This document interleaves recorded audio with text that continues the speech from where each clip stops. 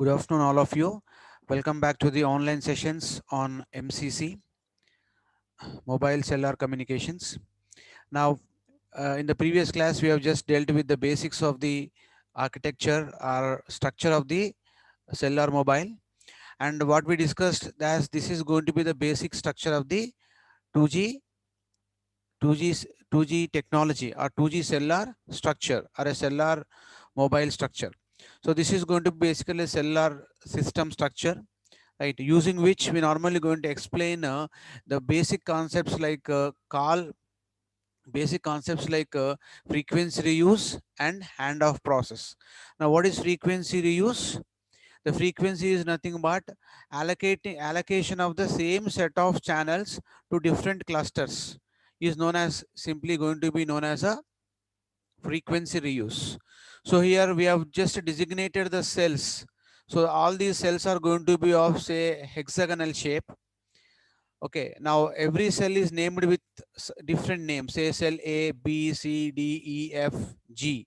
So like this, we have around 7 cells represented over here. Now these 7 cells are normally going to have 7 different channels, 7 different set of channels. So each A is going to have some set of channels, B is going to have some other set of frequency channels. Similarly, C is going to have some other set of the frequency channels. So thereby, all these 7 cells are normally going to have the different set of channels allocated for the call establishment, call progress, and for to support the call process. Similar to this, all the other clusters, okay, of all the other clusters are also going to maintain the same set of the frequency channels. So this is what basically the concept known as the frequency reuse. The letter A, the letter A in this cluster. Imagine this is cluster one, this is cluster two, so this is cluster three. So cluster one, there is a cell A. In cluster B, in cluster one, there is a cell A. In cluster two, there is a cell A. Now these two cells are normally using the same set of frequency channels. Similarly, all other various cells which are designated with the same letter. So this letter indicates that it normally going to indicate that this letter is going to indicate that it is representing a set of channels allocated for the call. Okay, so this is what the basic cell structure of a 2G communication, 2G cellular communication. So we are all today simply using the 2G cellular communications. So until 4G, until 5G, until 4G, we are simply depending on the 2G communications only to the maximum, and we are little bit extending the protocol structure towards CDMA technology. Okay, like that. So where to support the 3G and 4G technologies.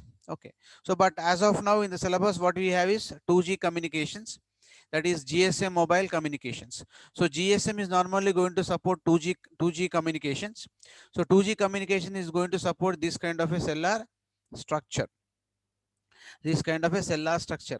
What is a cellular architecture? Architecture means what? You have to represent with respect to the cell structure, MSC, PSTN, all those required things in the entire communication system. When you say a communication system, what do you mean by communication system? In every communication system is going to comprise of the transmitter, receiver, and the channel. So put together we call that as a communication system. So whenever we are simply drawing the architecture of a communication system, we have to compulsorily mention all these three basic components in the communication system. So what are the basic components of communication system? Obviously transmitters, receiver, and a channel.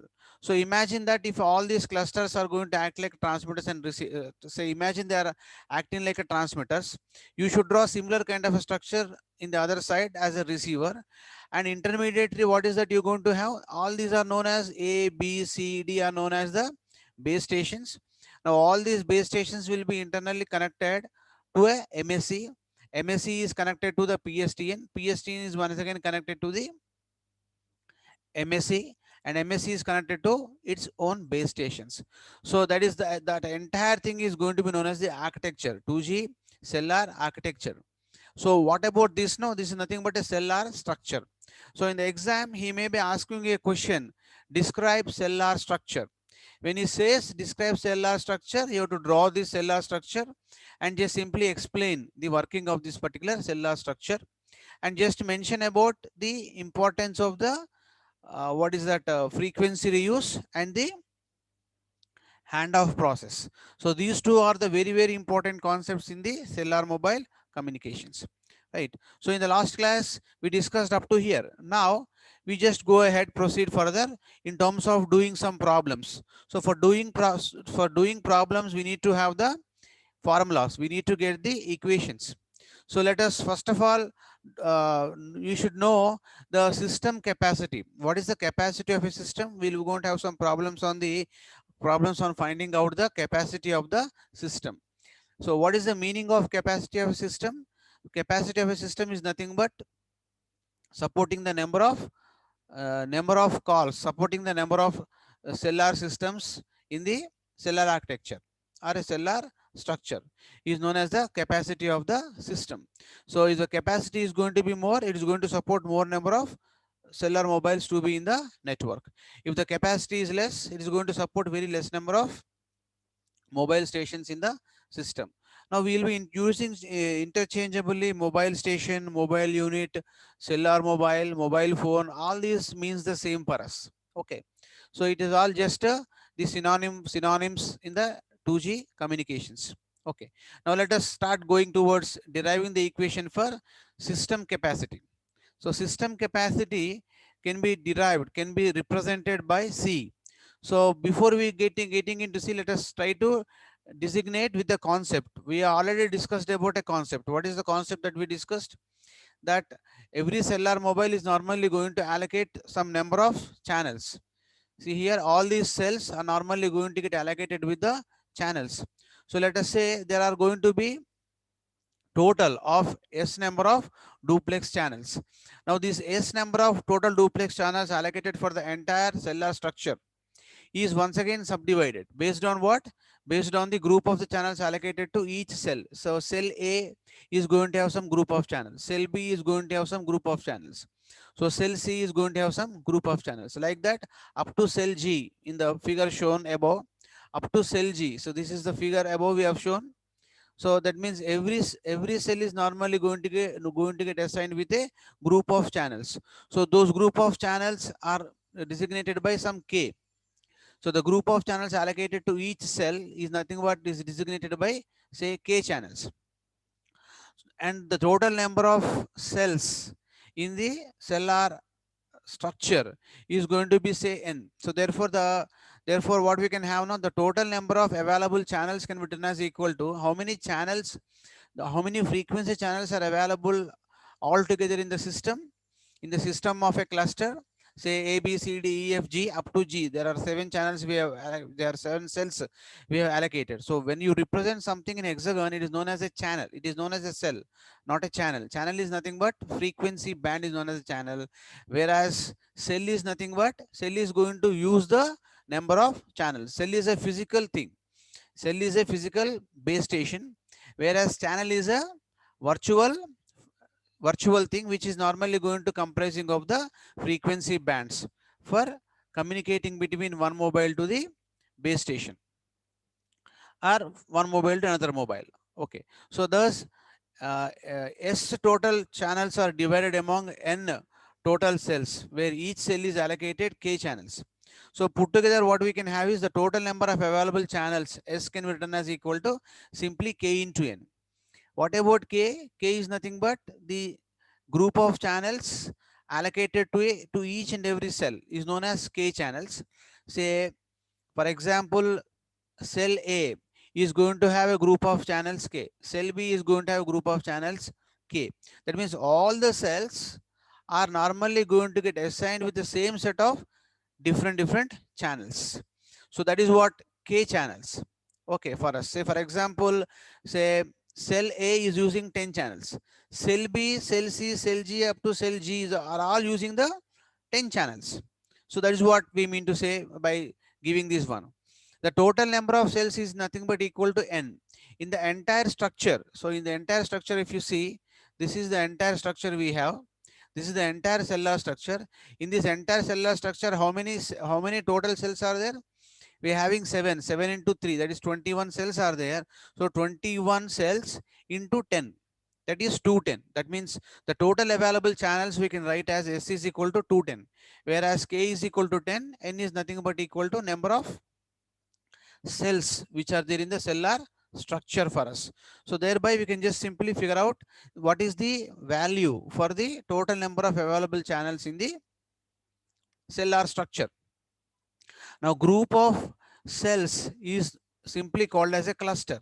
So as I was talking to you, this group of cells A, B, C, D, E, F, G is one group.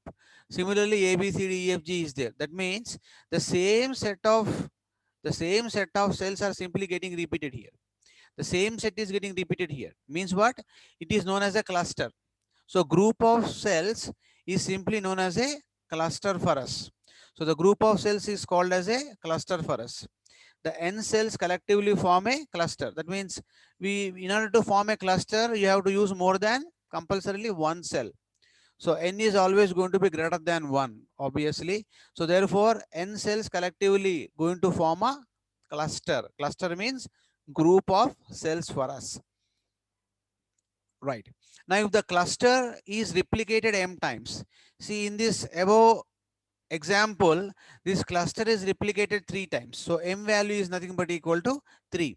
So we imagine that each cluster, if the cluster in the cellular structure is replicated m times within the system, then the total number of duplex channels C can be used as a measure of capacity of the network is given by channel capacity. C is equal to simply m into K into N. So the C is nothing but the total channel capacity of the network or a cellular structure. Well, so now this is what the basic formula for C. C is equal to M into Kn. So where Kn is nothing but is equal to S, where S is nothing but equal to the total number of available channels in a cluster. Well, so this is what the basic formulas. This is the basic formula for to find out the capacity of the cell. Now we have certain constraints here or conditions. Based on the conditions, the formula for C depends on what? So if K, in this formula, if K and N are constants, then C is going to become function of M, obviously. If K is fixed, say N is fixed, then C is normally depends on the value of M, obviously. Now vice versa, if C is fixed and K is fixed or constants, then N simply inversely proportional to the M. So this is what how we normally going to figure out the various parameters in a cellular system. Right. Now next one is another problem we may get is finding out the nearest co-channel neighbors of a particular cell. What do you mean by co-channel neighbor? Co-channel neighbor means we have represented the cellular structure. We have represented the cellular structure. What is the co-channel for A? This is the co-channel A. That means uh, that means the cell which is used with the same name in another cluster. Okay, with the same name is known as a co-channel. These two are co-channel. That means these two are normally going to transmit signals at the same frequencies. Now there is a chance for these two guys signals get interfered. So that is what co-channel thinks. So we have to find out the co-channels here. That means finding out the nearest co-channel neighbors of a particular cell. So the cluster N. So how do we find out the co-channel? There is a formula for this here to find out. So please remember this formula. It is simply going to be a arithmetic equation. So which is normally going to satisfy a little bit of the it is normally going to satisfy a little bit of nonlinear relationship.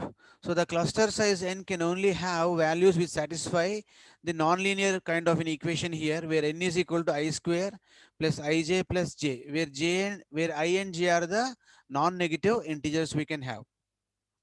So to find out the nearest co-channel neighbors of a particular cell, we are going to follow a procedure. Okay. So just we have to understand in theory what is that procedure to find out the nearest channel. So first of all, move I cells along any chain of hexagons. See, if I is equal to 3, we move I channels along any chain of a hexagon. That means if you follow a path of a hexagon, that means when you say, if you start from here hexagon, I'm taking this path, I'm going I is equal to 3. Okay, after I is equal to 3, then I'll be moving in the anti-clockwise direction of 60 with 60 degrees. Okay, so like this I move. So that's what simply we are simply explaining here. So say then j is equal to 2, then we'll be finding out the value for n. So like this we normally going to calculate the value for n here. So these problems we'll do later. So first of all, we just figure out about the formulas which are available here, or we can just figure out the formulas. Once we figure out the formulas, we just solve the problems all at once. Okay, it's very easy to follow, nothing to worry. It's a very simple concepts.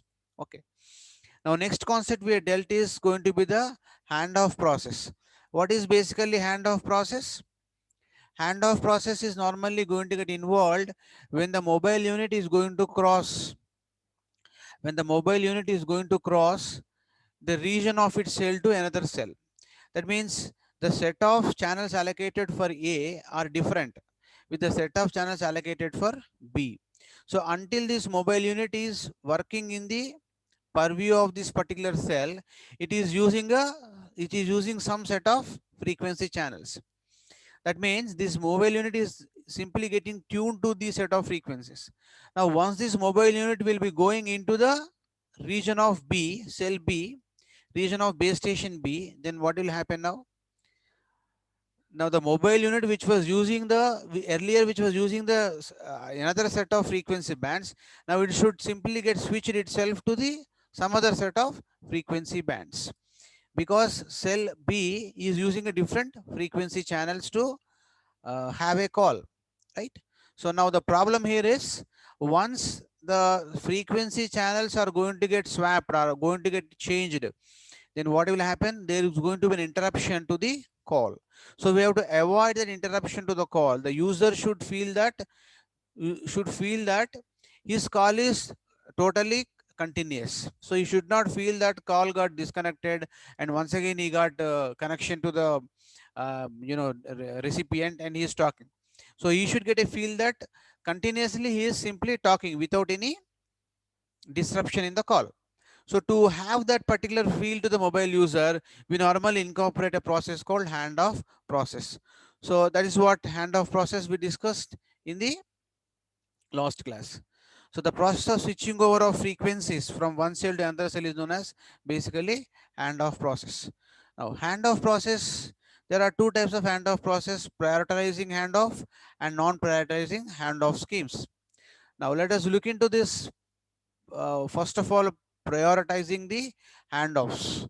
Now what do you mean by prioritizing the handoffs? So always we have to see here with the user's perspective, because the user is getting a service from the service provider like Airtel, BSNL, Vodafone. All these are the service providers. Now they will be having their own base stations, they will be having their own MSCs as their host networks. So using the host networks, they are normally giving us service to the mobile units or customers or subscribers. So that's the reason why we always going to look with the perspective of the user. That is, the user's point of view is very important for the the service provider. So from the user's point of view, having a call abruptly terminated while in the middle of conversation is definitely going to be an annoying thing for the user, than being blocked occasionally on a new call attempt by prioritizing the handoff request over call initialization request. That means user will feel somewhat there is a beep or sudden some break, little bit of break in between the conversation. User will be happy with that. Instead of completely blocking out the call or completely canceling out the call, it is somewhat better for the user. So now that's why we have to prioritize the request over the call initiation request when allocating the voice channels. Quality of service as perceived by the user can be improved. So now there are two methods of improving this. One is going to be the God channel concept method, queuing of handoff request method. Using these two methods, we normally going to we provide a continuous conversation to the user. One is going to be God channel concept method, queuing of handoff request method. There are two methods. Then another prioritizing scheme is going to be called as non-prioritizing scheme. What about non-prioritizing scheme? We are not prioritizing any, giving any priority to the user call. That means we simply treat existing call, handoff call with a new call as same. So in this method, in this method, handoff calls or new calls both are handled by the base station in the similar manner, the same manner. That is, handoff call is blocked immediately if no channel is available. That is what a basic concept which we have here. So basically, what happens? Either the call may be a handoff call if the mobile unit is moving, say, from base station A to base station B. Let us say that is the situation which we have. What is the situation here? Already we just enumerated here that situation. So this is the situation here. This is a base station A. This antenna is a base station B. Now imagine that the mobile unit is moving from base station A to base station B. So in that process, we normally going to have a handoff. We normally incorporate the handoff method, right? So in this process, base station has to be involved in the handoff process. Now, how the base station is getting involved in the handoff process in the non-prioritized scheme? So in this handoff scheme of non-prioritizing scheme, a handoff call and a new call both are handled by the base station in the same manner. It is one at the same for the base station. That is, handoff call is blocked immediately if no channel is available. That is what most straightforward mechanism. That means whenever say, mobile unit in cell A is moving to the region of cell B, then what should happen now? Cell B is going to try to receive the calls, right? That means handoff should take place. So now to the cell B, this the request coming from the mobile unit, which is simply crossing from cell A to cell B, from cell A to cell B, that request to the base station B is going to be called as a handoff request, handoff call request. Now, in that process, imagine that if the what is that? If the base station B is fully occupied with all the channels available, then what will happen? It simply says channel availability no, call is going to get blocked. If any channel is available, then the channel is given to the mobile unit while the call is going on. Okay, that means here the mobile user is normally going to get a beep sound, or normally going to have some little bit of breakage in the call. So in that particular time, what happens is the base station B is normally going to allocate a new set of frequency bands to the mobile unit and re-establishes the call once again. So after that, now call will simply ongoing call will be going on as usual until the call is normally going to get released. So this is what a very, very basic kind of thing, which is non-prioritizing scheme. Then God channel concept. What is the meaning of this God channel? Let us look into the priority concept now. Under priority, we have God channel and a queuing concept. So in God channel under priority scheme, what we do is here is guard. What do you mean by guard band? Already we have come across this guard band concept in the analog communications. Remember? So in analog communications, when we are normally going to modulate the signal, maybe especially in frequency modulation. In frequency modulation, we normally going to allocate frequency bands for various input sources. Okay. So in between the frequency bands allocated, we leave some bands vacant, which is known as guard bands. Okay, which are known as guard bands. Similar to this, guard bands means for something like, safety bands. It is something like safety bands. So it is normally going to see that the two channels, the signals from two channels are not going to get interfered because of the guard band in the FM modulation techniques. Okay, in FDM techniques, we normally going to implement or incorporate the guard bands. Remember, same concept almost is normally been once again reused here. Okay, see, already whatever concepts we have in AC, whatever concepts that you normally going to find out in data communications, right? Similar kind of concepts are normally going to be there repeated. Okay, but applying it to the cellular communication. That means it is only the application point of view we have to see. That's why the subject is easy. Now already we are all using the mobile phones, so we are experiencing mobile phones, and hence we can easily going to figure out the basic operations here very easily. So that is why uh, this subject is going to be very non-trivial subject. It is not going to be a non-trivial subject 100%. Okay. Now in this God band channel concept of prioritizing the handoffs method, a fraction of total available channels in a cell is reserved exclusively for the handoff request. That means if at all I have around 100 channels available for the calls, I'll be keeping around 10 channels for the handoff requests. Exclusively 10 channels will be used only for handoff requests. Now in this process, what could happen now compulsorily?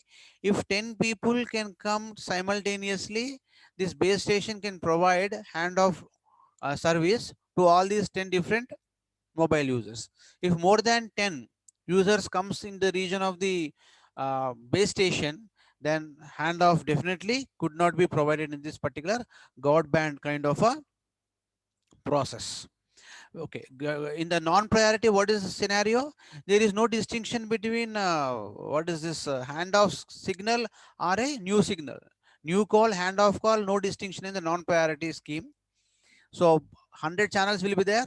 If it is free, it will be allocated. If it is not free, it is not going to get allocated. So that is how normally we normally going to have a methodology.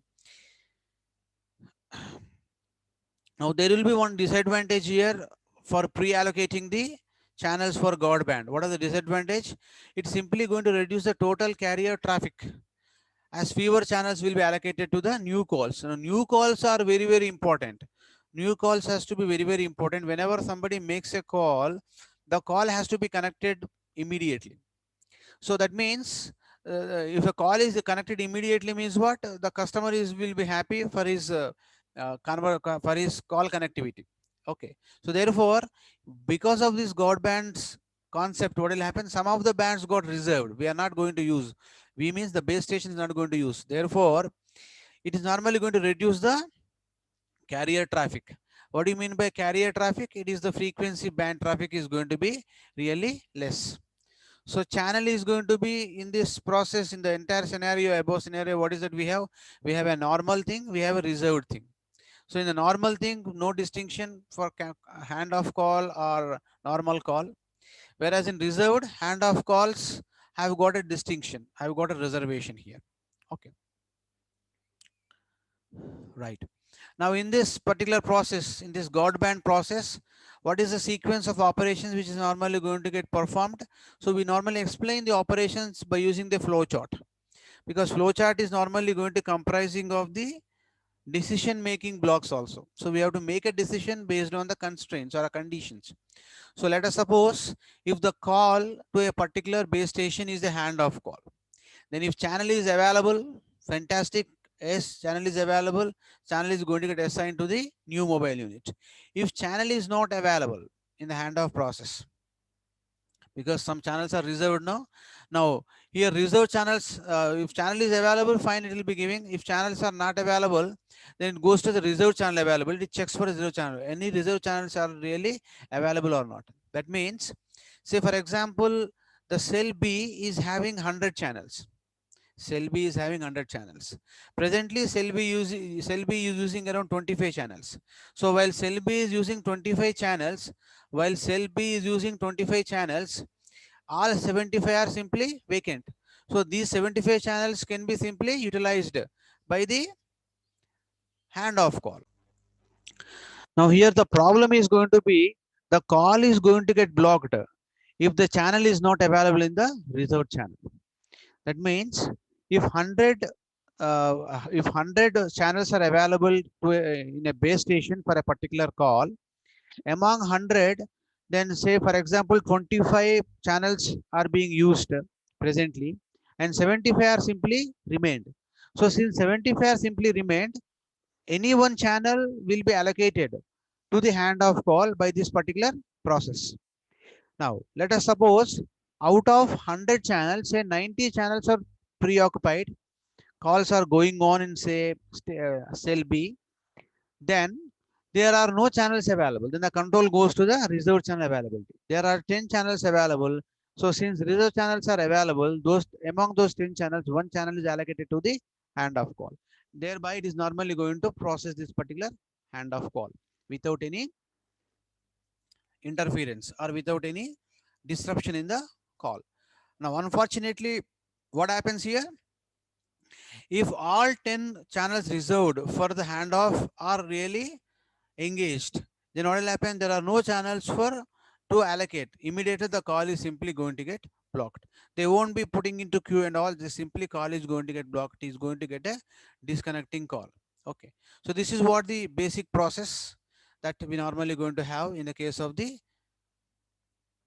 God God banding. The God banding means what? Safe side. We normally keep some extra bands to make this handoff more effective.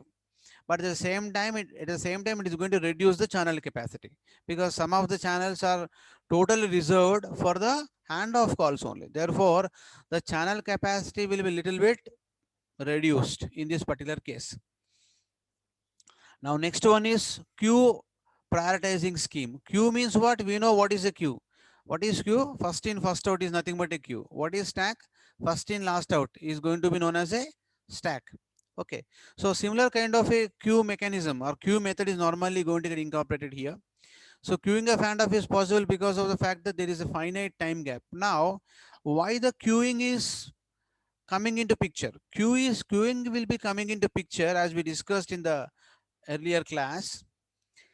See here, this is the handoff threshold. So once the signal strength comes below the handoff threshold, the call is not going to get disconnected. The call is not going to get disconnected until it reaches to the minimum level of the another cell B, minimum signal level, receivable level of the signal of the cell B. So until that time, this time is really there for the mobile station to act upon. So now this is normally going to get used for prioritizing, for normally making the queue. So now queuing of handoffs is possible because of the fact that there is a finite time gap between the received signal levels by say some cell B drops below cutoff threshold and time call is terminated due to the insufficient signal level. So in between that there will be some time. So that time can be simply utilized to once again regain the call connectivity. Okay, without disrupting the ongoing call. So that can be done by using the queuing method. So in this queuing method, what we're doing now, we are simply making a queue. That means here, say for example, handoff calls are coming. If channel is available, it is a straightforward situation. So straight away channel is going to get assigned. Ongoing call will be simply going on continuously. Okay. Now, once this particular call is over, then the channel is getting released. This channel getting released will be simply going into and is normally going to become ideal channel. Now, the problem comes when the channel is not available for the handoff calls. All channels are busy. Then the control goes to insert call into the waiting queue. Now, the call will simply go into the queue. The call will be going into the queue. So, after it goes into the queue, it checks for the channel availability in the queue. So, if channel is available in the queue, that means it will be working in a priority basis in the given time. What is the given time now? The threshold level and the minimum acceptable signal strength level of the neighboring cell B. So that time period so will be weighted here. Okay, in that time period, if at all, based on the priority in the queue, if any channel becomes vacant, immediately that channel which has become vacant is simply assigned to this particular handoff call. Thereby this fellow is normally going to have a call. Only thing is, this particular person is normally going to have some little bit of breakage in between the call. The call is not disconnected, but he is normally going to get some beep sounds here. So beep sounds means what? He can wait until the call is simply once again going to get reconnected. So this is what the basic operation flowchart of the queue prioritizing scheme. right? Then next concept, important concept, this is the last concept we discuss now for today's session, channel assignment strategies. Now, every cell has to be assigned with channels, right? Now, how do we assign channels now? The channels has to be assigned based on the keeping in view of the capacity of the network. So the channel assignment strategies aims at achieving what now? Compulsorily capacity, increasing capacity is a priority issue, and minimizing interference between the various signals. So keeping in view of improving the capacity and minimizing the interference, we have to assign the channels to the cells. So they are classified as fixed and dynamic channel assignment strategies. Obviously, there are two choices we're going to have: fixed channel assignment strategy and a dynamic channel assignment strategy. So what do you mean by fixed channel? Fixed channel means what? Predetermined set of voice channels. So they are fixed. So at a new call attempt, if there are channels available, then only the call is served. In the case of predetermined set of channels, some predetermined set of channels are fixed for the calls. If the channel is available, then only call is going to get continued. If channel is not there, then what happens? Simply the call is simply going to get stopped or going to get blocked. Okay, so the call is served only if the channel is simply available. If all the channels in the cell are occupied, then what will happen? The call is blocked and the subscriber does not receive any service. Now in this, we can have one more sub strategy. We can have one more sub strategy here called a borrowing strategy. So borrowing means what? A particular cell can borrow the channels from a neighboring cell if the cells in that particular cell, if the channels in that particular cell are not occupied, not fully occupied. If the say cell A has exhausted with all its channels, now in that particular case, cell A can request, that is base station A can request base station B to give some of his channels. If base station B is not fully occupied with all his channels, if base station B want to give channels to base station A, then the base station B can give a channels to the base station A, okay, to give a connectivity to the mobile unit. So that is what called a borrowing kind of a strategy. Okay, so it is not always used under a special category, special conditions only. We normally has to take the borrowing strategy. The next important thing is dynamic channel allocation. Dynamic बोले तो क्या है? What is dynamic? In dynamic strategy, no pre-allocated channels will be there in the base station. So base station initially contains no pre-assigned or pre-allocated channels. That means there are no permanent channels. So voice channels are not allocated to different cells permanently. So instead, how we normally going to get channels now?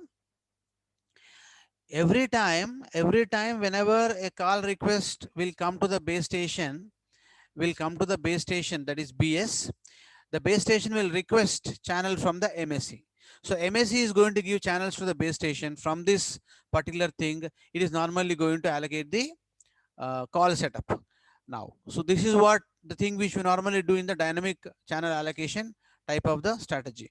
But what is the problem here? Base station MSC, message switching center. MSC stands for message switching center. The message switching center is going to be a very busy device. Why? Because it is something like a central processing unit of all the call managements.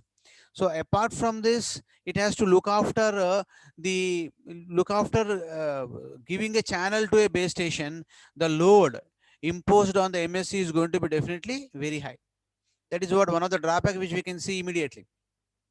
So MSC only allocates a given frequency if that frequency is not presently in use in the cell or any other cell which falls within the minimum restricted distance of frequency used to avoid the cohesion. That means it has to make so many calculations whether the frequency reuse is happening, if not interference would it take place. So all those things it has to calculate and it has to provide the frequency band according to that particular calculations. So a lot of work the base station, the MSC has to do to give a channel to the base station. That is what one of the problem, immediate drawback which we can see from this type of the dynamic allocation.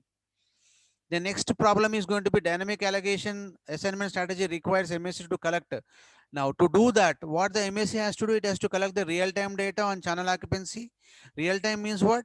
It has to compulsorily collect the status of that particular network on the channel occupancy. So then traffic distribution, how much traffic is distributed now, and radio signal strengths called as something like radio signal strength indications, RSSI, of all the channels to provide increased channel utilization.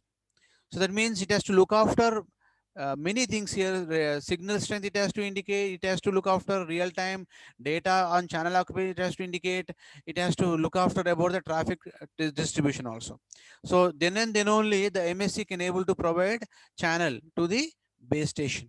So lot of R&D work has to be done by the message switching center.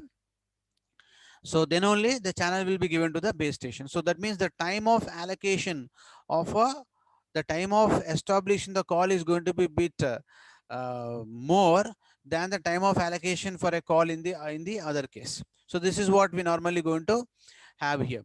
The next one is trunking. What is trunking? Trunking is nothing but having a pool of data in big companies like Infosys, TCS, and other various big companies. What those people are going to do now, even though they don't require the employees, they keep the employees in pool. Extra employees, that means the employees are known as known to be in the pool. Whenever some of the other employees got some sick, got some other problems, or left the company, so immediately the guys who are there in the pool, they will be simply brought back into the action, and they will be simply taking forward the work which has been left behind by the previous employees. So that is what called a pooling kind of a concept. So similar kind of a concept is incorporated in the trunking case also. So trunking allows a large number of users to share a relatively small number of channels in a cell by providing access to each user on demand from a pool of available channels. So here what happens is every cell is normally going to have a pool of available channels. So the channel is simply allocated from the pool of available channels. We'll be having very limited channels from the pool, and from the pool we normally going to use the channels to fulfill the things or data over there. So users are allocated a channel on a per call basis, and when the call is over, channel is returned back to the pool channels. So this is what the thing now, pool channels. Say for example, when the employee was sick, then what happens? That employee cannot come to the office for 2 months or 3 months. Then in that period, some other person who is there in the pool will simply come on in his place, do the job, and after the previous employee returns back, this fellow will simply go into once again into the pool. So that is what the basic pooling concept. Same pooling concept is normally implemented, and if you really implement that kind of a pooling of channels, then it is known as a truncated or a trunked radio systems are designed to handle a specific capacity, specific grade of the service. Okay. So in the next class, we'll discuss about the grade of the service and other important concepts. Thank you very much for today's session.